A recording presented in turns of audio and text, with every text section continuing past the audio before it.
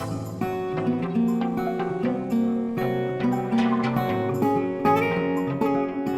প্রতিদিন হয়তো আপনার আশেপাশে অনেক ধরনের কার দেখে থাকবেন, আবার হয়তো আপনাদের মাঝে অনেকের কার আছে কিংবা অনেকের কেনার ইচ্ছা আছে। আজকের দিনে টেকনোলজি এমন এক জায়গায় গিয়ে পৌঁছে গিয়েছে যেখানে মানুষের স্বপ্নগুলো সত্যি হতে চলেছে। আমরা আগামী বছরগুলোতে এমন কিছু গাড়ি দেখতে পাবো যেগুলোর আপনি কল্পনাও করতে পারবেন না। সেলফ ড্রাইভিং ট্রান্সফরমার কার থেকে শুরু করে উঠতে পারা কার এখন আর কোনো স্বপ্ন নয়, বাস্তবে রূপ নিচ্ছে। আপনি ভাবতে পারবেন না ভবিষ্যতের কারগুলো কত আলাদা এবং হাইটেক হবে। চলুন আজকে আপনাকে এমন কিছু ভবিষ্যতের কার দেখাবো যেগুলো দেখলে আপনার হুশ উড়ে যাবে।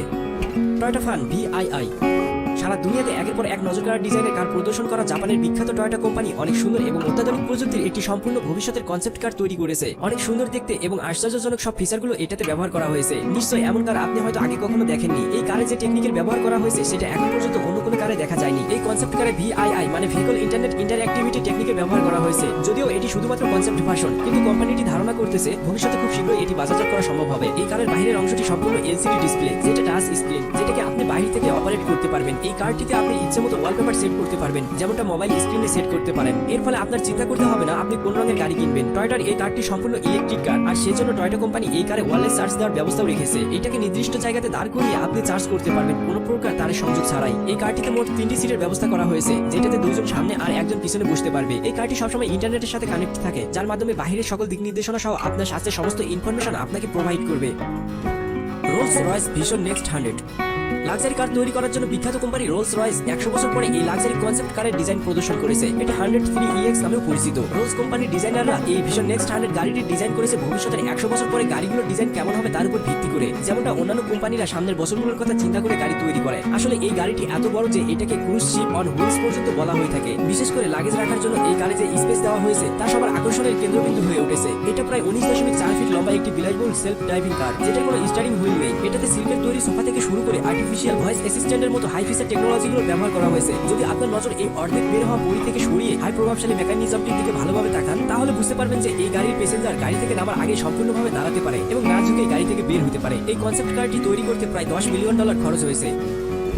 টেসলা সাইবার ট্রাক টেসলার CEO ইলন মাস্ক নভেম্বর 2019-এ তাদের নিজেদের প্রথম ইলেকট্রিক ট্রাককে দুনিয়ার সামনে উন্মোচিত করে। বাহির থেকে দেখলে মনে হবে এটি হয়তো কোনো জঙ্গি মুভি থেকে বের হয়ে এসেছে, কিন্তু ভবিষ্যতের এই কারের বুদ্ধিমত্তা দেখে $40,000 থেকে শুরু হওয়া এই কারকে 2.5 লক্ষ মানুষ সাথে সাথে প্রি অর্ডার দিয়েছে। এই গাড়িটি সম্পূর্ণভাবে ইলেকট্রিক ব্যাটারি দিয়ে চলে, যা একবার চার্জ দিলে ঘন্টায় 177 কিলোমিটার গতিবেগে 400 থেকে 800 কিলোমিটার পর্যন্ত চলতে পারে। এই গাড়িটির স্পিড ঘন্টায় 100 কিলোমিটারে পৌঁছাতে সময় লাগে মাত্র 6 সেকেন্ড। এই টেসলা সাইবার ট্রাকটিতে 6 জনের বসার ব্যবস্থা আছে এবং এই গাড়িটি 3,500 কেজি পর্যন্ত ভারী জিনিস বহন করতে পারে। আধুনিক এবং ইউনিক ডিজাইনের জন্য এই গাড়িটি অনেক জনপ্রিয়তা অর্জন করেছে। ডেমো চলাকালীন এই গাড়িতে হাতুড়ি দিয়ে অনেক জোরে আঘাত করে দেখানো হয়, কিন্তু এটাতে কোনো আসর পর্যন্ত পড়েনি। তবে এই বুলেট প্রুফ গ্লাসে স্টিল বল ছুড়ে মারলে সেটি ভেঙে যায়। যদিও ইলন মাস্কের কাছে এটি অপ্রত্যাশিত ছিল, এটার জন্য সে সবার কাছে অনেক লজ্জিত হয়ে বলে এমনটা ডেমোর আগে কখনো ঘটেনি। তবে এই গাড়িটি সম্পূর্ণভাবে বাজারজাত করতে 2021 সাল পর্যন্ত সময় লাগবে এবং 2022 সাল পর্যন্ত এটি শুধুমাত্র আমেরিকার বাজারেই পাওয়া যাবে।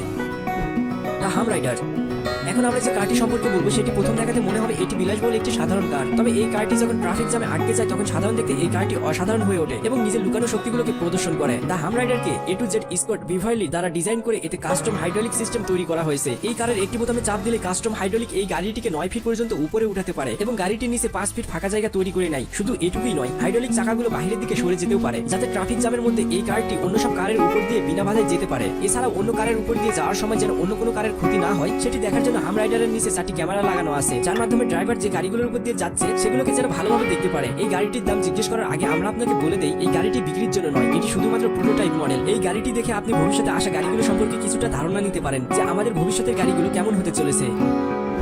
হুন্ডাই এলিফেন্ট হুন্ডাই কোম্পানি এই কারটিকে নিয়ে 3 বছর ধরে গবেষণা চালাচ্ছে। কোম্পানি এটিকে এলিভেট কনসেপ্ট নাম দিয়েছে। এই কারটির বিশেষত্ব হলো এটি শুধুমাত্র চাকা দিয়ে চলতে পারা নয়, এটি নিজের পায়ের উপর ভর দিয়েও হাঁটাচলা করতে পারে। কোম্পানি এই কারে চাকার সাথে সাথে 4টি পাও লাগিয়ে দিয়েছে, যাতে খারাপ রাস্তায় এটি হেঁটে হেঁটে পার হতে পারে। যদিও কোম্পানিটি শুধুমাত্র কনসেপ্ট ভার্সন তৈরি করেছে, এটার প্রোডাকশন ভার্সন পেতে হলে আমাদের আরো অনেক সময় অপেক্ষা করতে হবে। হুন্ডাই কোম্পানি বলে এই গাড়িটি মানুষকে এমন জায়গাতেও নিয়ে যেতে পারবে যেখানে আগে কখনো অন্য কোনো যানবাহন যেতে পারেনি। তারা উদাহরণস্বরূপ বলেছে এটি অন্য গ্রহে গবেষণার কাজে ব্যবহার করা যেতে পারে। এই কার প্যাসেঞ্জার কম্পার্টমেন্টের ব্যালেন্স ঠিক রেখে বিভিন্ন জায়গাতে চড়তে বা উঠতে পারে। 4 পাওয়ালা এই এলিভেটর কার 5 ফিট দেওয়ালে পর্যন্ত উঠতে পারে। এই কারটি যে কোনো বিপদকালীন সময়ে ব্যবহার করা যেতে পারে। কোম্পানি এটাকে এমনভাবে তৈরি করেছে যে এটা প্রয়োজন অনুযায়ী নিজের আকার ছোট বড় করে নিতে পারে। এটাতে যে রোবোটিক পাগুলো লাগানো হয়েছে সেগুলো খুব সহজে বিভিন্ন অ্যাঙ্গেলে ঘুরতেও পারে।